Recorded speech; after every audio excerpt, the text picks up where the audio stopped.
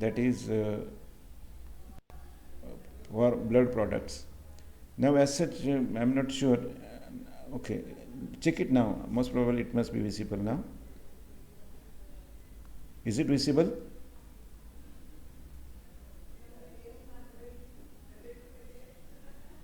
Check it, Sanika, again. Most probably. Most probably. Okay. I'll share it again if required.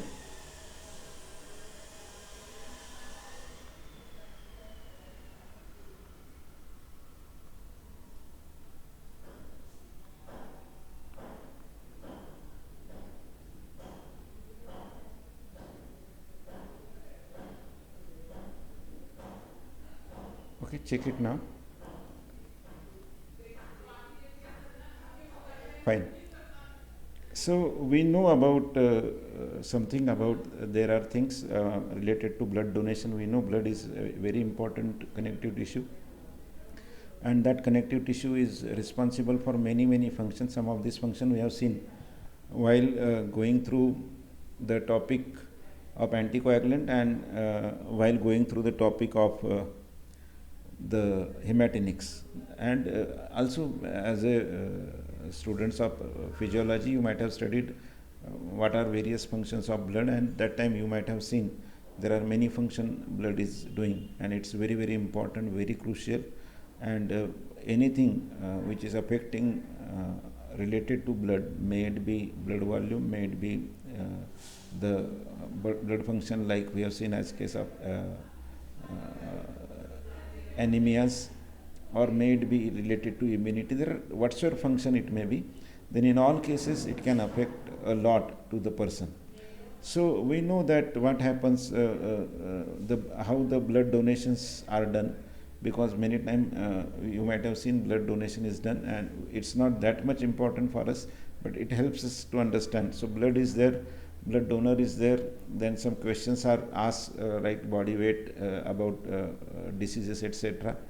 And according to the this question is various questions, then copper sulfate method, which is a quicker method, hemoglobin is checked. If hemoglobin is adequate, appropriate, then it is allowed. Blood pressure, pulse, everything, and then accordingly the person is allowed, and simultaneously it is tested for these things, HIV, hepatitis, syphilis, etc., blood group, and any other antibodies are present.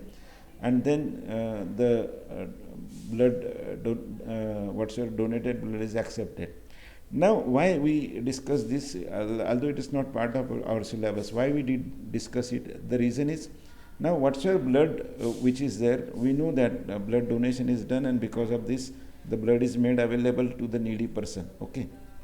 Now, some time before many of the techniques which we are going to see now, when before they were developed, there was a situation that this blood, after the expiry date maybe of 30 days, it was getting wasted and it was almost thrown away. Nowadays, when it was understood that yes, we can utilize some of the components of the blood, and rather when the blood is being given, or that is what we can say, the transfusion is done, maybe everybody is not requiring whole blood, somebody is requiring some important fraction of the blood, and therefore the once it was understood that only some fraction is required, now in that cases people work on that, and they have developed a process of fractionation of blood. Okay, so we'll see that what happens. So in that, so when well blood is coming, in some patients directly whole blood is given, but if it is not, then what it can be separated from that, granulocytes can be separated, red blood cells can be separated, plasma can be separated. From that plasma, there are two fresh frozen plasma, is FFP, is very commonly, you may see it somewhere in therapeutics. Then cryoprecipitate are the precipitates from the plasma. Cryo is very cool. After cooling, it is frozen. Then platelets are there, granulocytes are there. Then this plasma is further fractionated. So here cryoprecipitate is there, that can be given.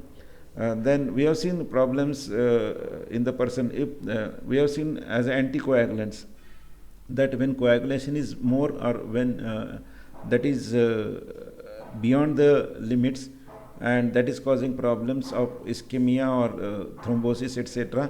But there may be persons like hemophilia and such kind of diseases where their patient may not be having sufficient clotting factors. So these clotting factors are separated.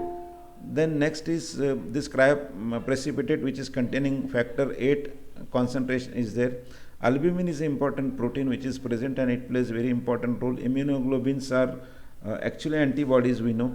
So these various immunoglobulins are there. Example of these are gamma globulin is there, hepatitis B, IgG is there, rabies there, and many such antibodies are there. So if the person is having this, antibodies may be separated and can be administered to the patient. So next in that is, what are various blood components? We are not seeing now in a physiologic perspective, we are seeing it in a perspective of pharmacology, or in a drug perspective. So blood products are whole blood is there, packed red cell RBCs are there. From this fractionation above figure we are making is a list. WBC concentration can be there, or plasma products can be there, that is FFP, that is fresh frozen plasma, as I told you. Frozen plasma is there, which is not fresh, so we call it as a frozen plasma.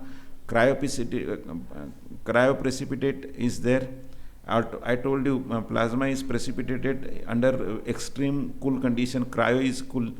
Then albumin containing solutions are there, immunoglobulins are there, which are, these are antibodies. Prothrombin complex concentration is there, factor 8 concentrate are there. So this is the list of blood components which are available and how they are done. So from whole blood, centrifugations are there.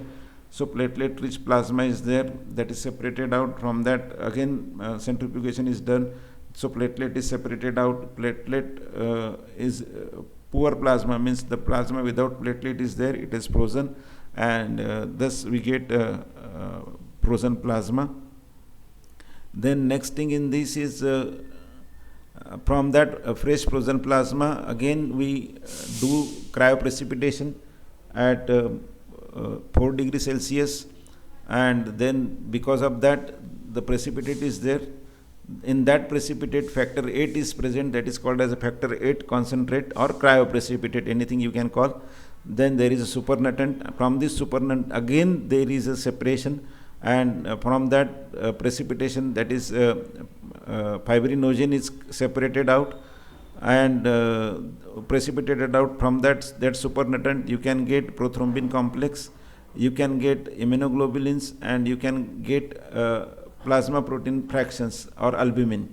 So these are variety of things which are available. This is purely from blood. One more thing is there which you might have studied in pharmaceutics, we call them as plasma expanders, and these are the carbohydrates like dextran and all. So these are the agents which impart viscosity to blood when it is not sufficiently there. It helps into maintaining the blood volume particularly. So these are the agents which are used in various conditions. We shall see one by one. What is whole blood? It is not commonly indicated nowadays. Earlier it was only the source. It is best if transfused as early as possible after donation, that is within few hours.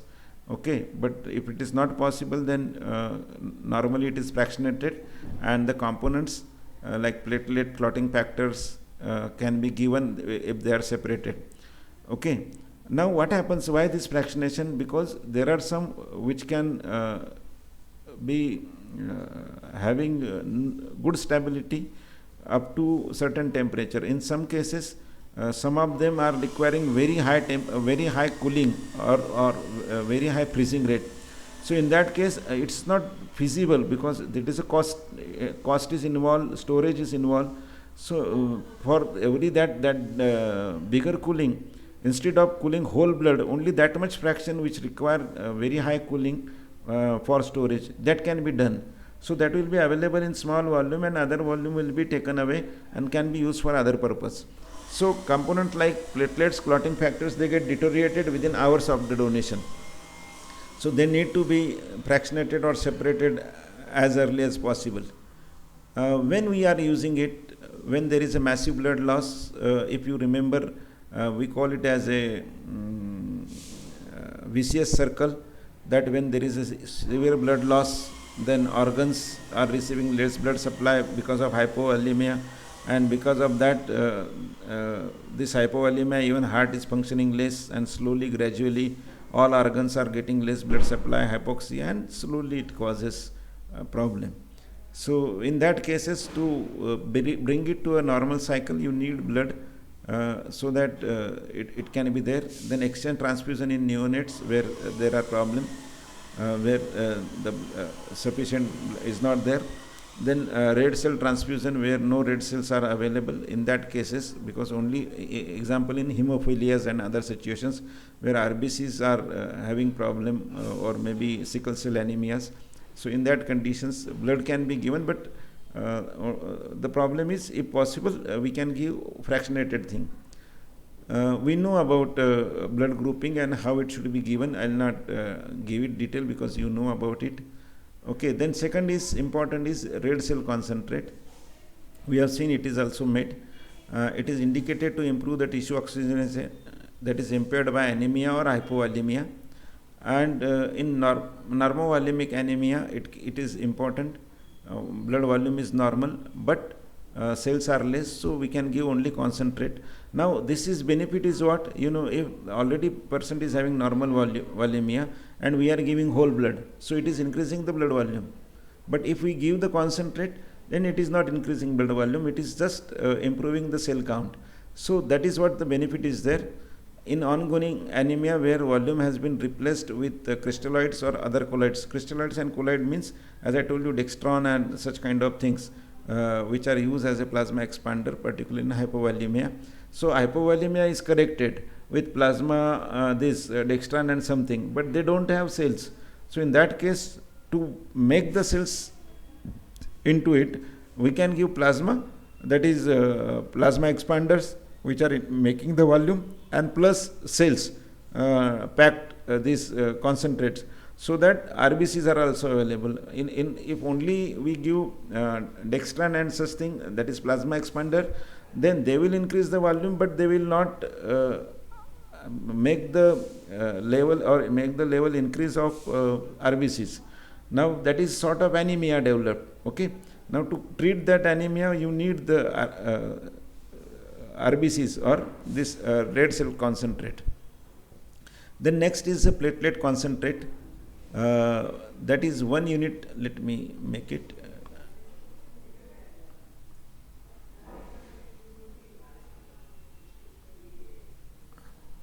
So only 1 unit contains around this much, that is 50 multiplied by 109 platelets. 5 to 6 units are given as a one pool. And it is indicated in bleeding due to platelet deficiency, bleeding because of the platelet dysfunction. You may be knowing there are some problems, in what cases platelet count goes down.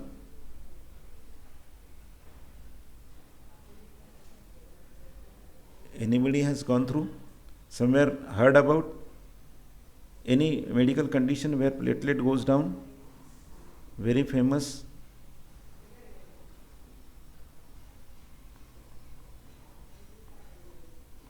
Yes, Sally, correct.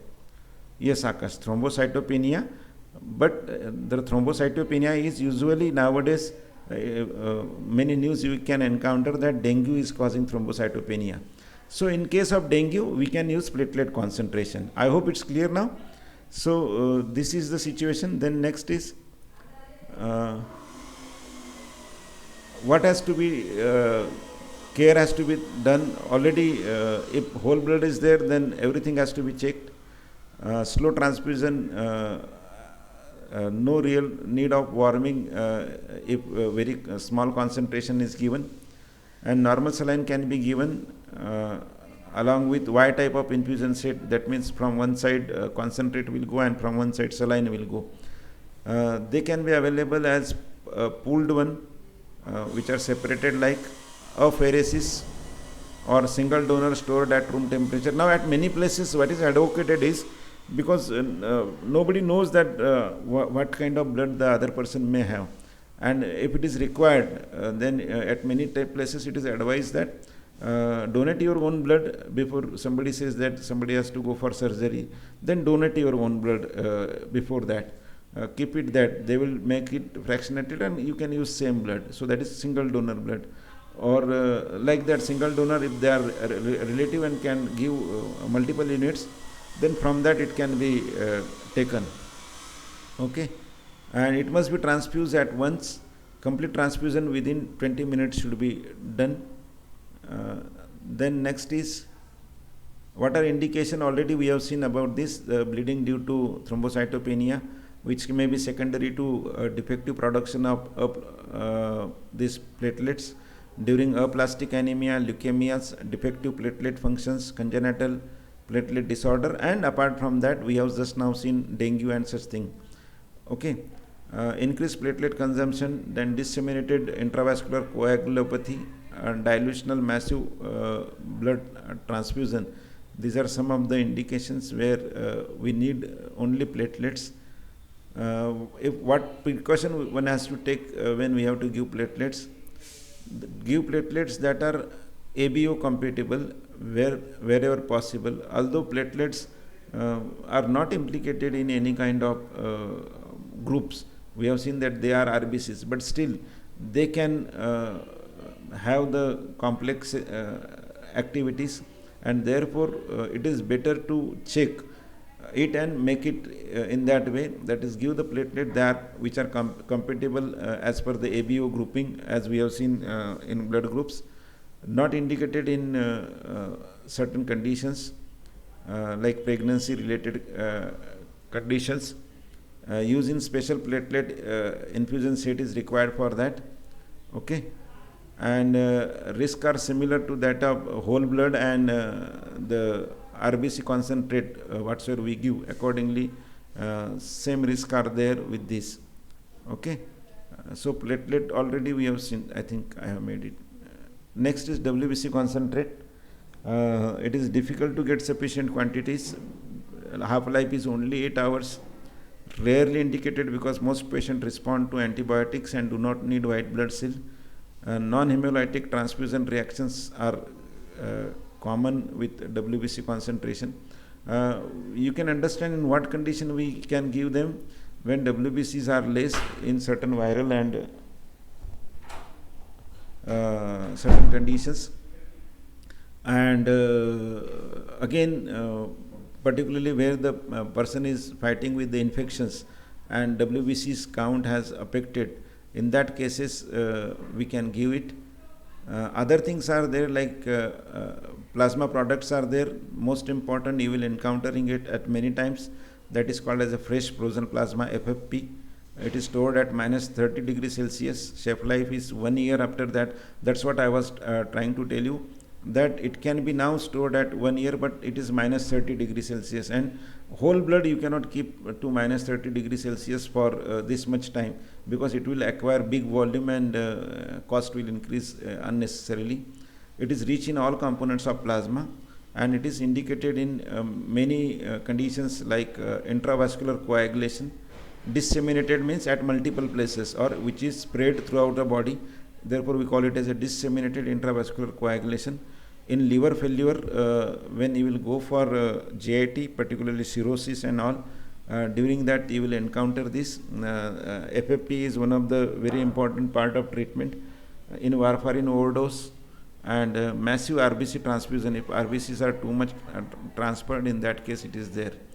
Then cryoprecipitate is one more thing, and this is prepared from FFP after thawing, because it was minus 30.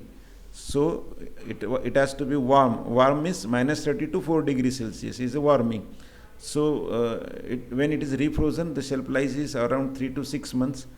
It is rich in factor 8, factor 12, factor 13, and 1 Willevant factor, which are very important factors in blood coagulation, which we have seen earlier. Then the factor 8 will concentrate is available. It is prepared by fractionation of this cryoprecipitate. Large number of cryoprecipitate are required for that, and they are indicated in the treatment of hemophilia, that is type A type of hemophilia. Then next in that is, I hope you are understanding. I am not sure about whether this is there mentioned in syllabus or not, but definitely during therapeutics you may encounter this, and therefore I am trying to take it so that at least you have gone through it. Therefore I am trying, maybe 1 or 2 lecture we may use for this, but yes, it should help you.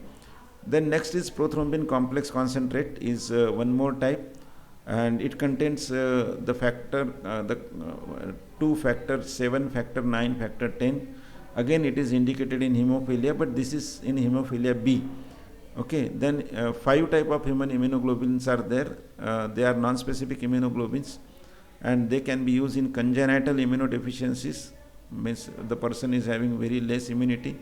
Acquired immunodeficiencies, example HIV, where there is acquired immunodeficiency. Idiopathic thrombocytopenia purpura. Okay, and then specific immunoglobulins are used in hepatitis B, herpes zoster, rubella, rabies, tetanus, measles. In that the specific immunoglobulin, if it is known that the person has got good antibodies or immunoglobulins, then from that, just like nowadays for corona is going on, isn't it? Plasma therapy. Why plasma therapy? Because the person who have got cured from corona, they have got antibodies against it. That is, these are the immunoglobulins, and these immunoglobulins, if it can be passed, that can act as a treatment for other people. Then next is albumin. Albumin is an important protein which is available, and it is playing a very important role in maintaining blood osmotic pressure, blood viscosity, and many other functions. So it is used as a plasma expander. This word you may keep, because I have used this word many times now. Plasma expander, apart from albumin, there are other also. Example, I told you dextran and many such polysaccharides are there. So they are used to maintain plasma albumin level in liver failure, malnutrition, and the states where the person is losing protein. Then next is about blood groups. I will not go in more detail. Fresh frozen plasma, I told about it, what kind of it is, and what has to be done. I think I have covered most of the thing. Remaining we shall cover later, because these are the things which are important and how they are used. So let us. I'll go through it. I'll make note again, and if anything is remaining, I'll add into it and I'll put in. Okay. So here we have taken a small review about the drugs which are